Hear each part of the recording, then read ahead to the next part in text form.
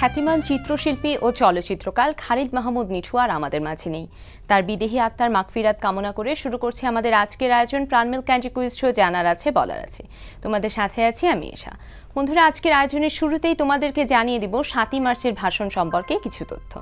১৯৭১ সালের ৭ই মার্চ ঢাকার রমনায় অবস্থিত তৎকালীন রেসকোর্স ময়দানে বর্তমান সোহরাওয়ার্দী উদ্যানে অনুষ্ঠিত এক জনসভায় বঙ্গবন্ধু শেখ মুজিবুর রহমান ঐতিহাসিক ভাষণ দেন। এই ভাষণে তিনি বাঙালিদেরকে স্বাধীনতা সংগ্রামের জন্য প্রস্তুত হওয়ার আহ্বান জানান। ১৯৭০-এর নির্বাচনে নিরঙ্কুশ সংখ্যাগরিষ্ঠতা অর্জন করার পরও পাকিস্তানের সামরিক বাহিনী ক্ষমতা হস্তান্তরে বিলম্ব করতে শুরু করে। এরপর ১৯৭১ সালের ৩রা মার্চ পাকিস্তানের প্রেসিডেন্ট জেনারেল ইয়াহিয়া খানের ডাকা জাতীয় পরিষদের অধিবেশন আহ্বান ১লা মার্চ অনির্দিষ্টকালের জন্য মুলতবি ঘোষণা করায় পূর্ব পাকিস্তানের জনগণ বিক্ষোভে ফেটে পড়ে। এরই ধারাবাহিকতায় ৭ই মার্চ বিশাল জনসমুদ্রে শেখ মুজিব এই ভাষণটি প্রদান করেন। বন্ধুরা, আজকে আমাদের মাঝে উপস্থিত আছেন নৌ কমান্ডো সৈয়দ আহমেদ মজুমদার, যুগ্ম মহাসচিব, বাংলাদেশ মুক্তিযোদ্ধা সংসদ কেন্দ্রীয় কমান্ডো কাউন্সিল। স্যার, কেমন আছেন? হ্যাঁ, ভালো আছি। আপনাকে শুরুতেই স্বাগত জানাচ্ছি আমাদের আজকের আয়োজনে। ধন্যবাদ। আজকে ঐতিহাসিক ৭ই মার্চ, আমাদের বাংলাদেশের ইতিহাসে অনেক বড় একটি দিন। এটার আসলে গুরুত্ব ভাষায় প্রকাশ করা সম্ভব না। তো সেই সময় আপনি কোথায় ছিলেন, এটা কি একটু জানতে পারি? হ্যাঁ, আমি সে সময় আমি ঢাকা জগন্নাথ কলেজে আমি স্নাতক বর্ষের ছাত্র। আচ্ছা। সুতরাং রাজনীতির সাথে আমরা খুব প্রত্যক্ষভাবে জড়িত ছিলাম। আর ৭ই মার্চের মূল যে সাবস্টেন্স, যেটা উপসংহার কিন্তু আপনি বলে ফেলেছেন। জি জি। যে ৭ই মার্চটা কেন আসলো। ৭ই মার্চ ১৯৭১, ৭ই মার্চ সত্যি ওই দিনে বঙ্গবন্ধু নির্ধারণ করে দিয়েছেন তার বক্তব্যে, তার ভাষণের মাধ্যমে এদেশের মানুষের ভবিষ্যৎটা কি, স্বাধীনতা যে আমাদের কতটা প্রয়োজন সেটা। এবং বঙ্গবন্ধু সেদিন যে ঐতিহাসিক যে ভাষণ দেন, যে দিক নির্দেশনা দেন এই জাতির প্রতি, বাঙালি জাতির প্রতি, এটা বাঙালির সেদিন প্রত্যাশা ছিল। এটাই প্রত্যাশা করেছিলাম। এবং যা আমরা সাধারণ মানুষেরা যা আমরা প্রত্যাশা করেছিলাম, সেদিন বঙ্গবন্ধু তাই বলেছেন। অর্থাৎ উনি পরোক্ষভাবে সেদিন বস্তুত স্বাধীনতার ঘোষণাটা সেদিন বঙ্গবন্ধু দিয়েছেন। এই ভাষণে তো সবাই অনেকদিন ধরে জল্পনা কল্পনা চলছিল এবং সবাই, আমরা যতটুকু শুনেছি, সবাই ঘরে ঘরে, যারা সেখানে উপস্থিত হতে পারেনি, ঘরে ঘরে রেডিও চালিয়ে অপেক্ষা করছিল ভাষণ শোনাবার জন্য। আপনি কোথায় ছিলেন সে সময়? আমি তো সেদিন, আমার বড় সৌভাগ্য হলো, আমি I myself is the witness. আমি সেই বঙ্গবন্ধুর সেই ঐতিহাসিক সেই জনসভায় আমি ঢাকার রমনা রেসকোর্স ময়দানে সেদিন আমি উপস্থিত ছিলাম। এবং সেখানে খুব কাছে থেকে বঙ্গবন্ধুকে দেখার জন্য এবং ওনার বক্তব্য শোনার জন্য মিটিং শুরুর অনেক আগ থেকে আমি সেখানে গিয়ে উপস্থিত হই। সেদিন কি প্রথমবারের মতো আপনি বঙ্গবন্ধুকে কাছ থেকে দেখলেন? না, বঙ্গবন্ধুকে তার পূর্বেও দেখেছি। তবে সেদিন যে বঙ্গবন্ধু একটা দিক নির্দেশনামূলক বক্তব্য দিবে, এটা আমাদের তো প্রত্যাশা ছিল, আমরা এটা বুঝতাম। তার কারণ আপনি লক্ষ্য করবেন, তার আগে যে স্টুডেন্টদের যে একটা অ্যাক্টিভিটিস ছিল, যেমন ২রা মার্চ স্বাধীন বাংলার পতাকা উত্তোলন করা হলো, ৩রা মার্চ বাংলাদেশ স্বাধীন বাংলার ইস্তেহার পাঠ করা হলো, শাহজাহান সিরাজ যেটা করেছে। তাহলে স্টুডেন্ট এবং দেশের সাধারণ মানুষের প্রত্যাশাটা কি ছিল, কত গভীর প্রত্যাশা ছিল, সেই প্রত্যাশাটা বঙ্গবন্ধু পূরণ করেছেন।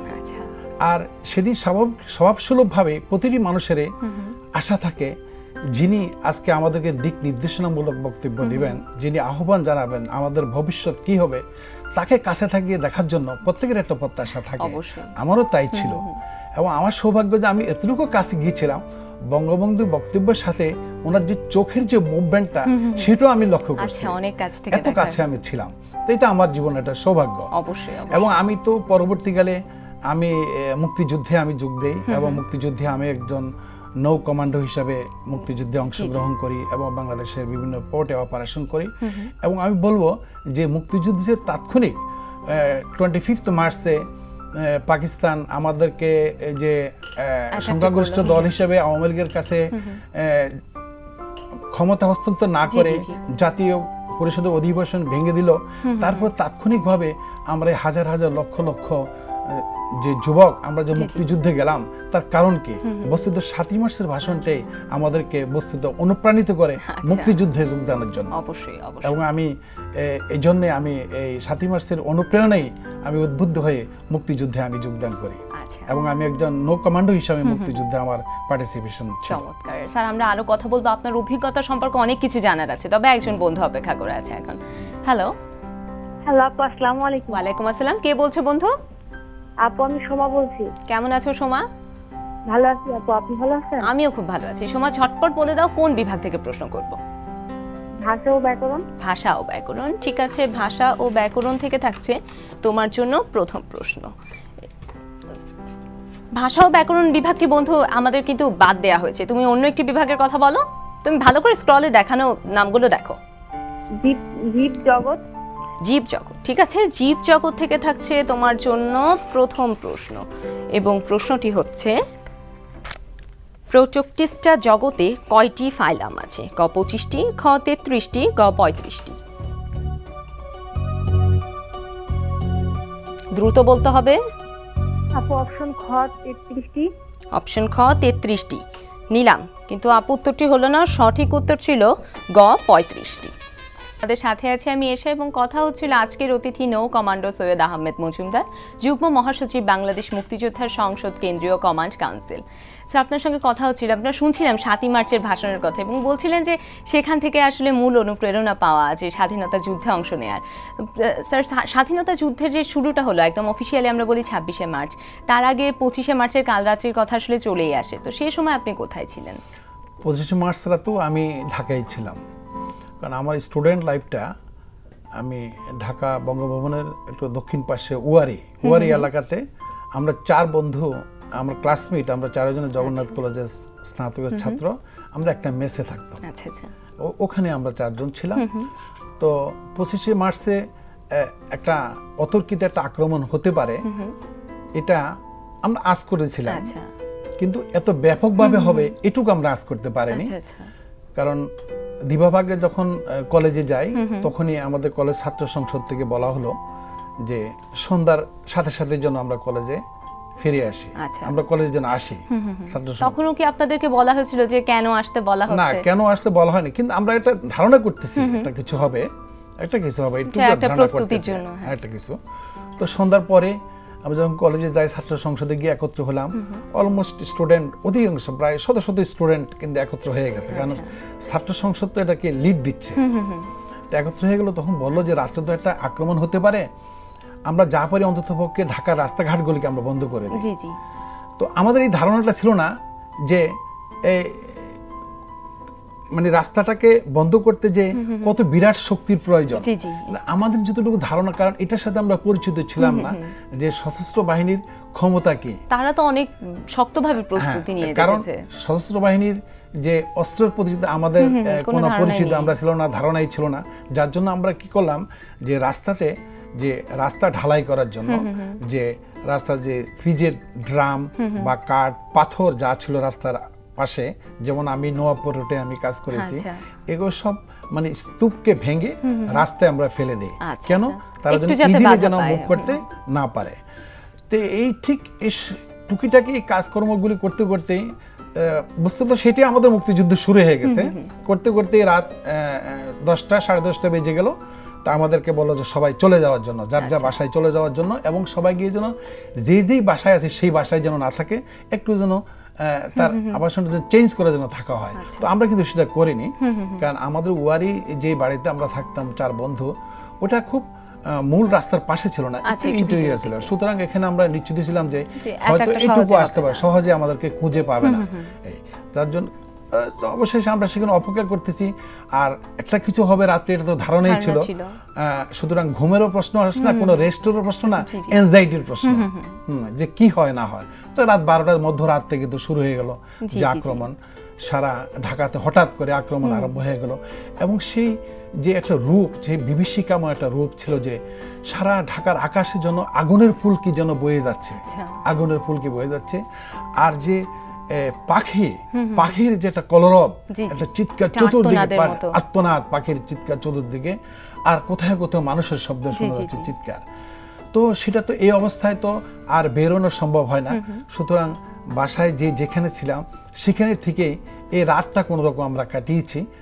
আর সকালে যে রাতও যে মানে এই অবস্থাটা এত বিভীষিকাময় ছিল, সকালে যে খুব ভোরে বেরোবো তেমন কোনো সেই সাহস সাহসটা আমাদের হচ্ছিল ছিল না। না। ধীরে ধীরে যখন একটু দিন গড়িয়ে যখন বেলা অপরাহ্ন হয়ে বিকালের গেল। দিকে আসলো, তখন আস্তে আস্তে আমরা ফাঁকে ফুঁকে নামা শুরু করলাম। এবং তখন দেখলাম যে, যেমন আমি ইংলিশ রোডে গেছি, ওখান থেকে কাছে হলো ঠাটারি বাজার জি, রোড জি, দিয়া জি, পুরান ঢাকার ইংলিশ যে রোডটা দিকে। কাছে, ইংলিশ রোডে গিয়ে দেখলাম যে সেখানে সব পুড়ে ভূষিত পুরো রোডটা। তার সেখান থেকে আবার কোনোভাবে আমরা সাকারি ফোর্টের দিকে আমরা ইন হয়ে গেছি, ডান দিকে ওই সাকারি ফোর্টে একই গিয়েছি। অবস্থা। সেখানে দেখলাম, সেখানে আমরা মৃত অনেক মানুষ দেখেছি আমরা। স্যার আমরা সেটা সম্পর্কে আরো জানবো, তবে একজন বন্ধু অপেক্ষা করে আছে। হ্যালো হ্যালো, আমি তমা। কে বলছো বন্ধু? আমি তমা। তমা, কেমন আছো? ভালো আছি। ঠিক আছে তমা, ঝটপট বলো কোন বিভাগ থেকে প্রশ্ন করব? জানা। জানা অজানা। ঠিক আছে, জানা অজানা থেকে থাকছে তোমার জন্য প্রথম প্রশ্ন, এবং প্রশ্নটি হচ্ছে ইউরোপের সর্বোচ্চ পর্বত শৃঙ্গ কোনটি? খ এলোব্রুস, খ ব্ল্যাক ফরেস্ট, গ ভেসুভিয়াস। দ্রুত বলতে হবে। কয় ইলোবুস? ক এলোব্রুস নিলাম, এবং উত্তর একদম সঠিক। অনেক অভিনন্দন তোমাকে 500 টাকা সমমূল্যের বইয়ের জন্য। অন্য বন্ধুতে জানিয়ে রাখছি ইলোব্রুসের উচ্চতা 5633 মিটার। তমা, তোমার জন্য থাকছে দ্বিতীয় প্রশ্ন। প্রশ্নটি হচ্ছে নেকড়ে অরণ্য ও 2 সৈনিক গ্রন্থ দুটি রচনা করেছেন ক শওকত আলী, খ শওকত ওসমান, গ আখতারুজ্জামান ইলিয়াস। দ্রুত বলতে হবে। শওকত ওসমান। খ শওকত ওসমান নিলাম, এবং উত্তর সঠিক। অভিনন্দন তোমাকে আরো 500 টাকা সমমূল্যের বইয়ের জন্য। এর পরের প্রশ্নে কি যাব? যাবো। ঠিক আছে, প্রশ্নটি হচ্ছে অলিম্পিক ম্যারাথন দৌড়ের দৈর্ঘ্য কত? ক 25 মাইল 285 গজ, খ 26 মাইল 385 গজ, গ 22 মাইল 722 গজ।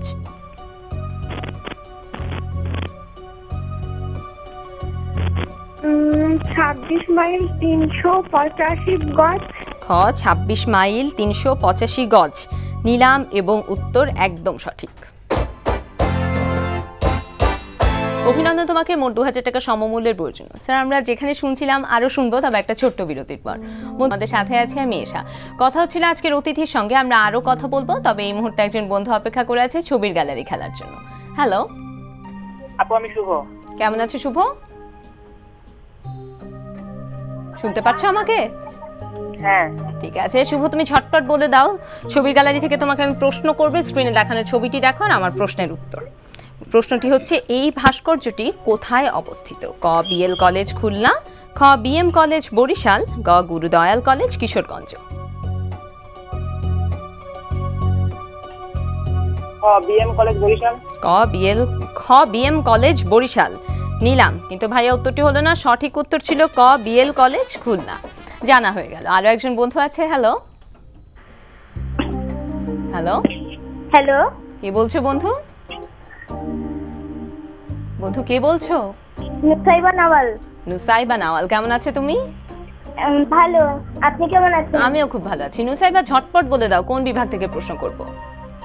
ইতিহাস ও ঐতিহ্য।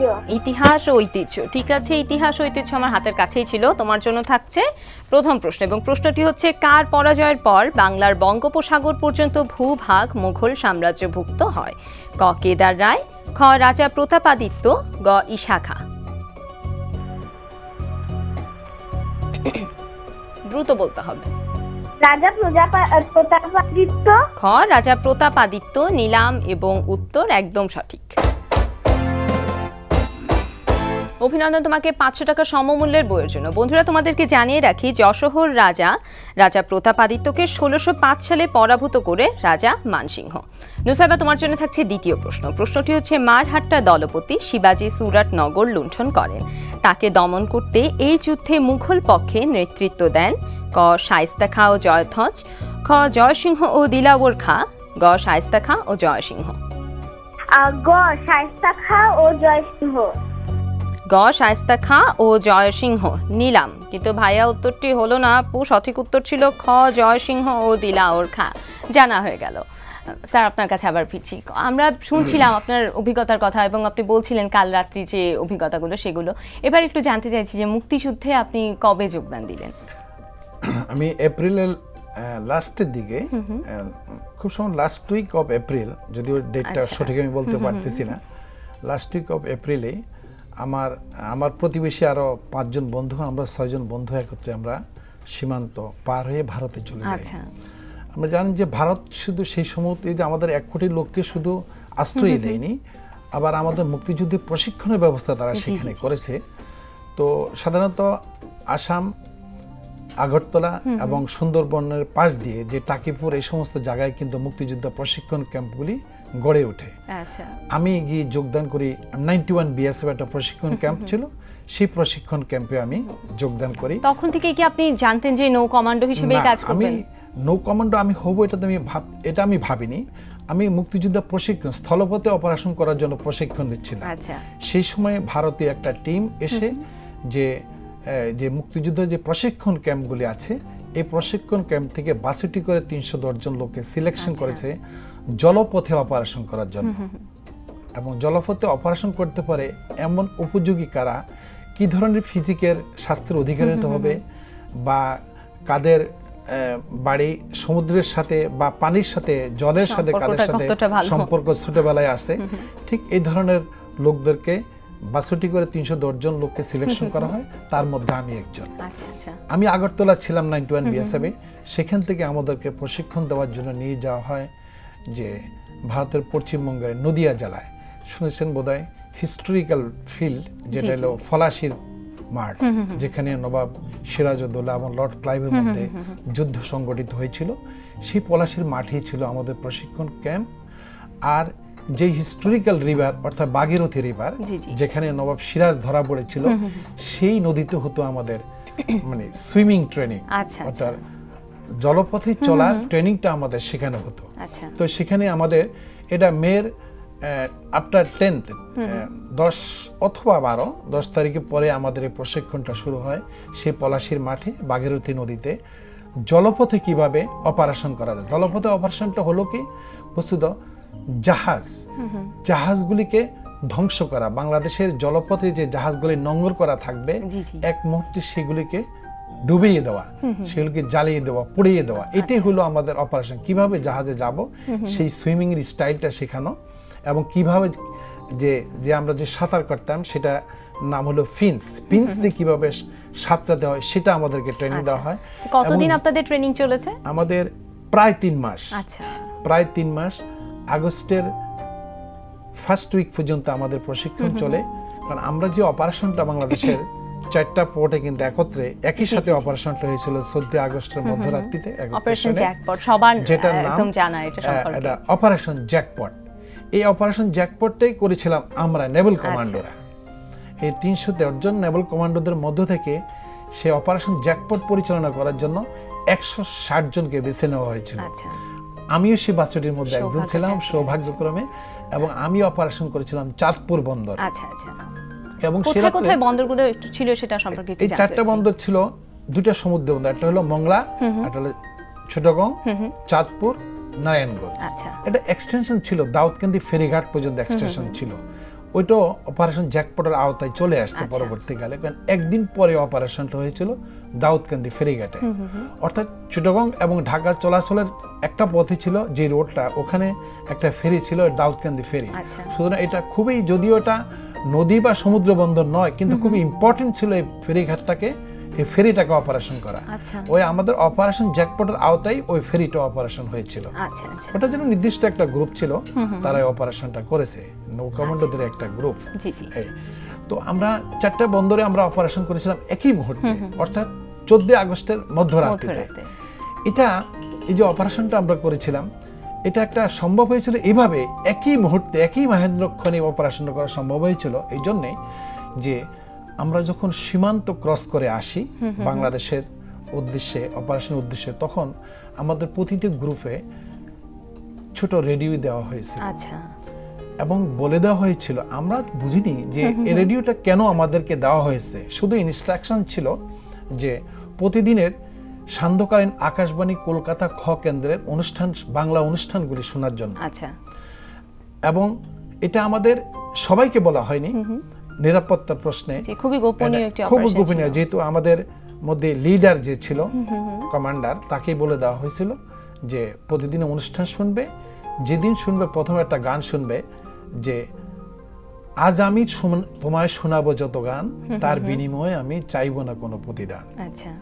সন্ধ্যা 7টার যে বাংলা অনুষ্ঠানে, সান্ধ্যকালীন অনুষ্ঠানে যদি গানটা শোনো তাহলে বুঝবে আর্মস রেডি, তুমি রেডি হও, তোমাকে অপারেশন করতে হবে আফটার 24 আওয়ার্স।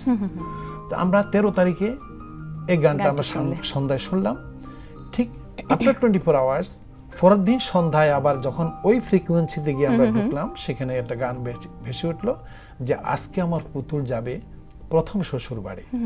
অর্থাৎ বলছে এই গানটা শুনলে বুঝবে যে আজ রাতে 0 আওয়ার অর্থাৎ 12টায় তোমাদের অপারেশন। আচ্ছা।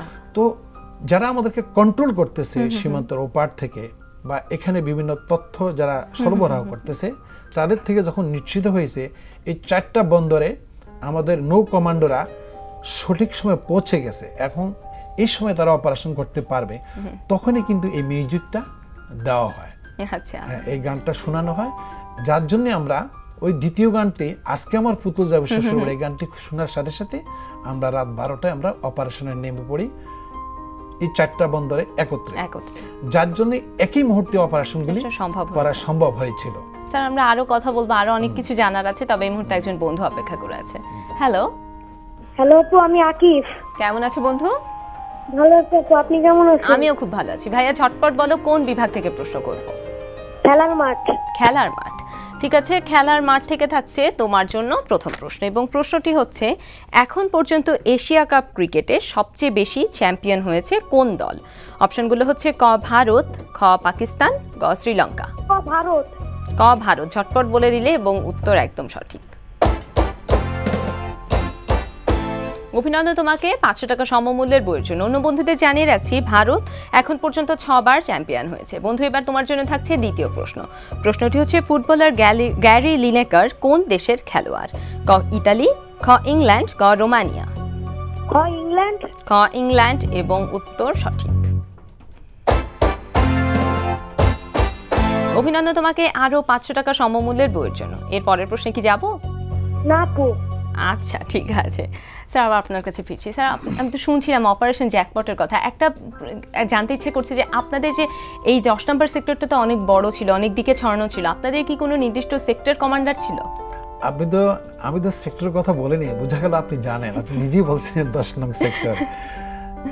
মুক্তিযুদ্ধকালীন যুদ্ধটা সুন্দরভাবে পরিচালনার জন্য 11টি সেক্টর বিভক্ত ছিল। তন্মধ্যে 10 নং সেক্টরটা ছিল আভ্যন্তরীণ নৌপথ ও সমুদ্র উপকূলবর্তী এলাকা। এটি হলো 10 নং সেক্টর। এই 10 নং সেক্টরে কোনো সেক্টর কমান্ডার ছিল না। বাকি সেক্টরগুলিতে কমান্ডার ছিল, মেজর পদমর্যাদা সম্পন্ন একজন লোকই ছিল সেক্টর কমান্ডার।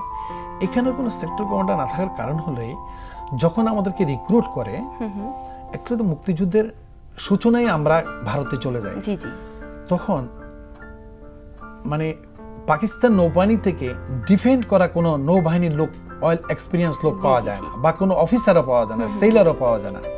শুধুমাত্র এখানে বলে রাখা আবশ্যক যে পাকিস্তান থেকে ফ্রান্সের যে একটা ম্যাঙ্গ্রো নামে একটা জাহাজে, সাবমেরিন জাহাজে যে প্রশিক্ষণের জন্য কিছু পাকিস্তান নৌবাহিনী থেকে লোক পাঠায়, তার মধ্যে সেখানে কিছু বাঙালি ছিলেন ওই প্রশিক্ষণের। তার থেকে 8 জন বাঙালি তারা 26শে মার্চেই তারা রাত্রে ওই সপক্ষ ত্যাগ, জাহাজ ত্যাগ করে তারা, একটা লং হিস্টোরি, তারা ইন্ডিয়াতে চলে আসে, এসে ভারতে এসে নয়াদিল্লিতে অবতরণ করে এবং সেখানে তারা পলিটিক্যাল শেল্টার চায়। এই যে নৌকমার্স জলপথে অপারেশন করার অনুপ্রেরণাটা আসে কিন্তু তাদের থেকে, তাদের উপস্থিতিতেই। তখন ভারত নৌবাহিনী দেখলো বা আমাদের এক্সাইল গভর্নমেন্ট দেখলো যে 8 জনকে দিয়ে তো একটা অপারেশন করা সম্ভব না, সাকসেস হওয়া যাবে না। এই যে ওই 8 জনের উপস্থিতিটাই কিন্তু অনুপ্রেরণা দেয় একটা নৌ কমান্ডো বাহিনী গঠন করার জন্য, জলপথে অপারেশন করার জন্য। ওই পাকিস্তান থেকে আসা, ডিফেন্ড করে আসা এই 8 জন লোকেই অনুপ্রাণিত করে ভারতীয় নৌবাহিনীকে জলপথে অপারেশন করার জন্য একটা নৌ কমান্ডো বাহিনী গঠন স্যার করা। আপনাকে অনেক ধন্যবাদ আজকে আমাদেরকে সময় দিয়েছেন এবং মুক্তিযুদ্ধে আপনাদের অবদানকে আসলে আমরা সবসময় শ্রদ্ধার সাথে স্মরণ করি। আপনার মাধ্যমে ধন্যবাদ জানাতে চাই সকল মুক্তিযোদ্ধাকে। আপনাকেও ধন্যবাদ এবং সকল মুক্তিযোদ্ধা যারা এ পর্যন্ত শহীদ হয়েছে এবং যুদ্ধোত্তর মৃত্যুবরণ করে সকলের প্রতি আমার শ্রদ্ধা রইল। আপনাকে ধন্যবাদ। বন্ধুরা, দেখতে দেখতে আয়োজনের একদম শেষ প্রান্তে চলে এসেছি। বিশ্বের যে কোনো প্রান্ত থেকে যে কোনো সময় এনটিভিতে সম্প্রচারিত সংবাদ অন্যান্য সকল অনুষ্ঠান উপভোগ করতে লগ ইন করো আমাদের পূর্ণাঙ্গ ওয়েব পোর্টাল www.ntvbd.com। সবাই ভালো থেকো, সুস্থ থেকো, এনটিভির সাথেই থেকো।